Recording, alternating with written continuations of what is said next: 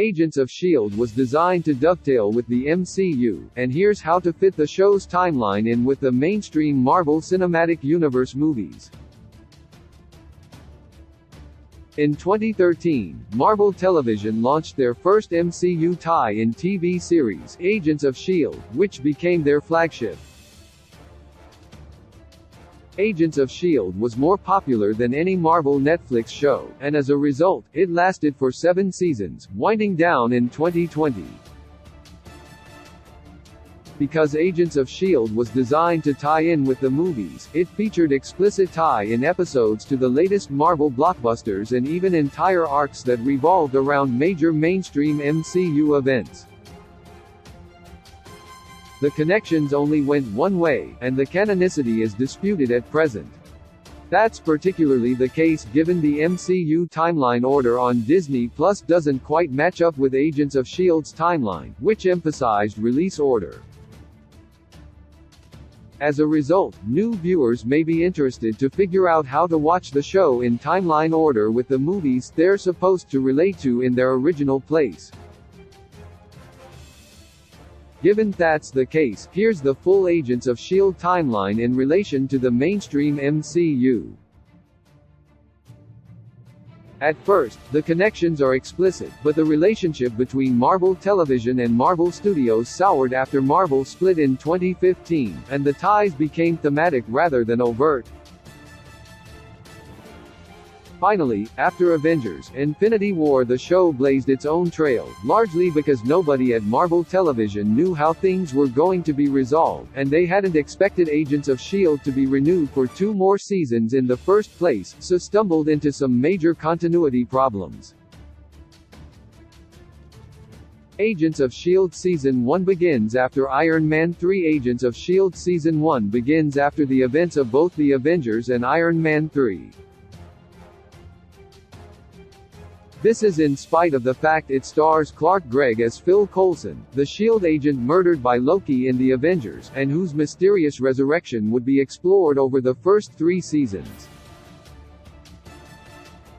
The initial arc spins out of the extremis experiments that were uncovered in Iron Man 3, meaning it's possible to place these events quite precisely in the MCU timeline. Thor: The Dark World. Agents of S.H.I.E.L.D. Season 1, Episodes 8-16. The MCU's Disney Plus timeline diverges with Agents of S.H.I.E.L.D. because the show assumes Thor: The Dark World takes place after Iron Man 3, making that clear in Episode 8, which is explicitly set in the aftermath of Thor's battle against the Dark Elves in London. The story then continues, with Coulson and his S.H.I.E.L.D. team exploring a strange conspiracy. It's building to Season 1's most important crossover arc, with Captain America: The Winter Soldier. Agents of S.H.I.E.L.D. Season 1, Episode 16 serves as a direct setup to Captain America: The Winter Soldier's Hydra twist. Captain America: The Winter Soldier. The rest of Agents of S.H.I.E.L.D. Season 1. It's best to watch Captain America: The Winter Soldier before continuing on with the rest of Agents of S.H.I.E.L.D. Season 1, although Episodes 17 and 18 are concurrent with Steve Rogers' battle at the Triskelion. Appropriately enough, Episode 17 is called Turn, Turn, Turn, and the MCU's Hydra twist is essentially the moment when the show pivots away from its original concept, claiming a whole new identity. The first 3 seasons continue the war between S.H.I.E.L.D. and Hydra. The end of Agents of S.H.I.E.L.D. Season 1 really defines its place in the MCU's ongoing narrative, explaining why Coulson himself is so important. Agents of S.H.I.E.L.D. Season 2 builds to Avengers: Age of Ultron. There are fewer tie-ins through Agents of S.H.I.E.L.D. Season 2, largely because the MCU moved to space in Guardians of the Galaxy, although Season 2 arguably has a thematic connection to that film in its increasing focus on the terrestrial legacy of the Kree. This transforms Chloe Bennett's character into a superhero named Quake, and as the show continued she became the co-star. There is, however, one nuanced subplot running through Agents of S.H.I.E.L.D. Season 2 that builds to a head in Episode 19, becoming a direct setup for Avengers: Age of Ultron. It's best to watch that film after Season 2, Episode 19, before concluding that season. However, the connection is much less definitive than the one seen in Season 1. Agents of S.H.I.E.L.D. Season 2 follows on from Ant-Man, ties in with Captain America: Civil War. Ant-Man takes place between Agents of S.H.I.E.L.D. Seasons 2 and 3, clearly confirmed by a throwaway reference to Ant-Man's PIM particles in Season 3, Episode 1. By this point, Agents of S.H.I.E.L.D. is increasingly blazing its own trail, with the narrative building upon the Inhuman lore established in Season 2. Still, this means the passing of the Sokovia Accords naturally has a massive impact, because empowered superheroes are forced to register. It's best to watch Agents of S.H.I.E.L.D. Season 3, Episodes 1 to 19, and then check out Captain America: Civil War before returning to finish Season 3. Agents of S.H.I.E.L.D. Season 4 takes a different approach to MCU tie-ins. The relationship between Marvel Studios and Marvel Television had become more strained by Agents of S.H.I.E.L.D. Season 4, and as a result, this doesn't feature explicit connections. Instead, it focuses on a thematic nod, embracing the introduction of the supernatural in Doctor Strange by focusing on Gabriel Luna's new Ghost Rider, who swiftly became a fan favorite. Agents of S.H.I.E.L.D. Season 4 takes a different narrative approach as well, with the story divided into 3 pods, each with its own central theme. It's a tremendous success, obscuring the fact the whole season only takes place over the course of a few weeks in-universe. Agents of S.H.I.E.L.D. Season 5 ties in with Thor: Ragnarok, Avengers: Infinity War. There's a sense in which Thanos is Agents of S.H.I.E.L.D. Season 5's true villain. At this stage, the MCU was building towards Avengers: Infinity War, its 10-year celebration, and Agents of S.H.I.E.L.D.'s writers chose to make sure their show was part of that celebration.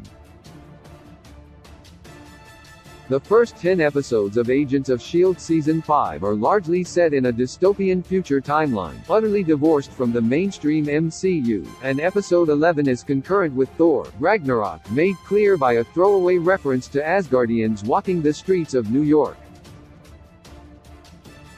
Episodes 12 through to 18 take place before Avengers: Infinity War, but 19 to 22 are actually concurrent with it, although they don't end with Thanos snapping his fingers.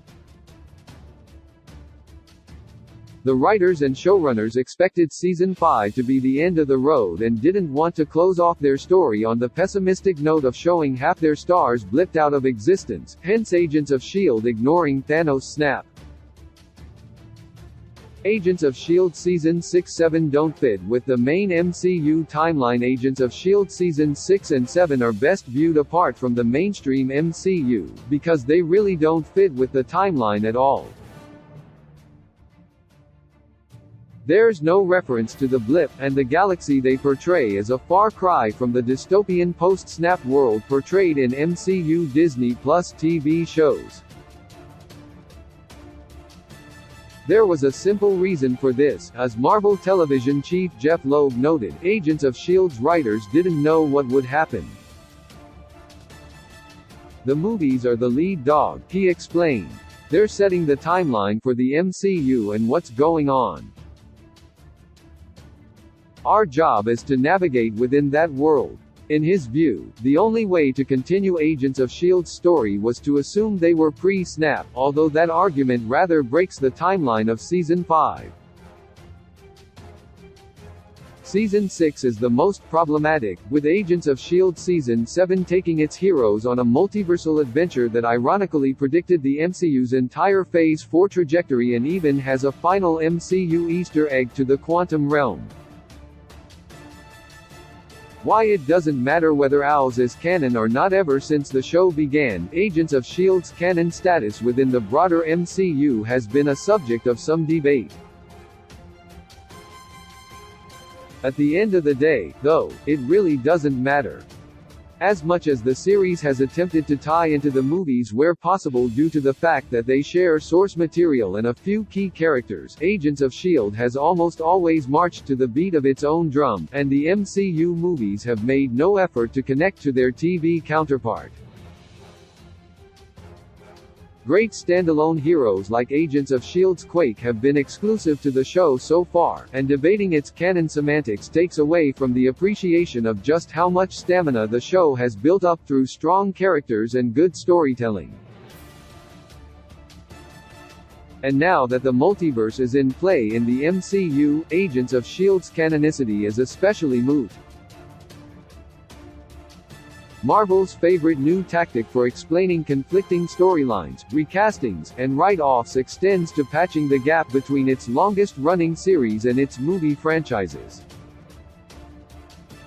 Agents of S.H.I.E.L.D. could easily exist in a different universe to Earth 616, one that has shared events and characters very closely but not exactly. This would neatly explain some inconsistencies and plot holes between Agents of S.H.I.E.L.D. and the MCU, as well as drive home the point that it doesn't ultimately matter whether the two exist in the same canon. Key release dates: Black Panther, Wakanda Forever release date, the 11th of November 2022, Guardians of the Galaxy Vol. 3 release date, the 5th of May 2023, The Marvels, Captain Marvel 2 release date, the 28th of July 2023, Ant-Man and the Wasp, Quantumania release date, the 17th of February 2023, Captain America, New World Order release date, the 3rd of May 2024, Marvel's Thunderbolts release date, the 26th of July 2024, Fantastic Four release date, the 7th of August 2015, Avengers, The Kong Dynasty release date, the 2nd of May 2025, Avengers, Secret Wars release date, the 1st of May 2026. My heart returns to